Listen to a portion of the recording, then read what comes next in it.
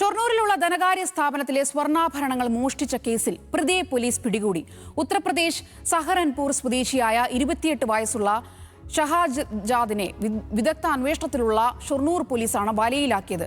CCTV ദൃശ്യങ്ങൾക്കും phone കോളുകൾക്കും പുറമെ police ശേഖരിച്ച ചില നിർണായക വിവരങ്ങൾക്ക് പിന്നാലെയാണ് ഉത്തർപ്രദേശിൽ വെച്ച് കള്ളൻ കുടുങ്ങിയത്.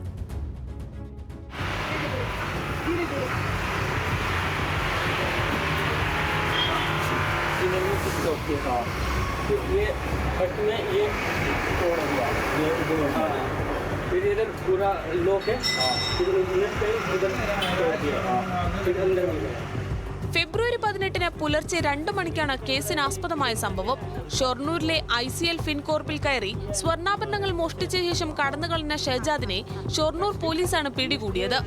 കേരളത്തിലെ വിവിധ പോലീസ് സ്റ്റേഷനുകളിലായി നിരവധി മോഷണ കേസുകളിൽ പ്രതിയാണ് ഷഹജാദ്.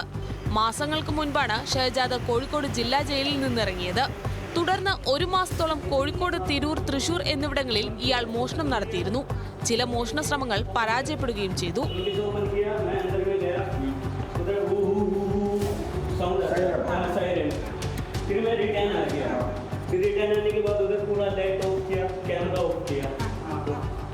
ഇതിനു പിന്നാലെ ഷഹജാദ് ഷൊർണൂരിലെത്തി ധനകാര്യ സ്ഥാപനത്തിൽ നിന്ന് സ്വർണ്ണാഭരണങ്ങൾ കൈക്കലാക്കുകയായിരുന്നു.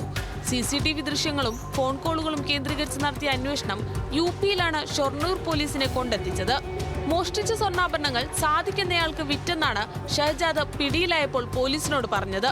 പിന്നാലെ അന്വേഷണ സംഘം സാദിഖിനെയും കണ്ടെത്തി ചോദ്യം ചെയ്തു. എന്നാൽ ഷഹജാദ് പറഞ്ഞത് കള്ളമാണെന്ന് സാദിഖ് ഉദ്യോഗസ്ഥരെ അറിയിച്ചു.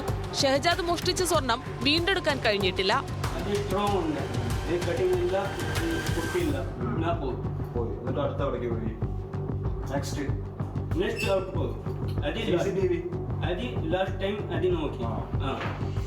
ജില്ലാ പോലീസ് മേധാവി അജിത് കുമാറിന്റെ മേൽനോട്ടത്തിൽ DYSP Saju K Abraham, SHO Vishnu, sub inspector Ashwin, ASIമാരായ Anilkumar, Abdul Rasheed, senior civil police ഓഫീസർമാരായ റിയാസ്, ജയരാജ്, രവി, സജീഷ് എന്നിവരുടെ നേതൃത്വത്തിലായിരുന്നു അന്വേഷണം.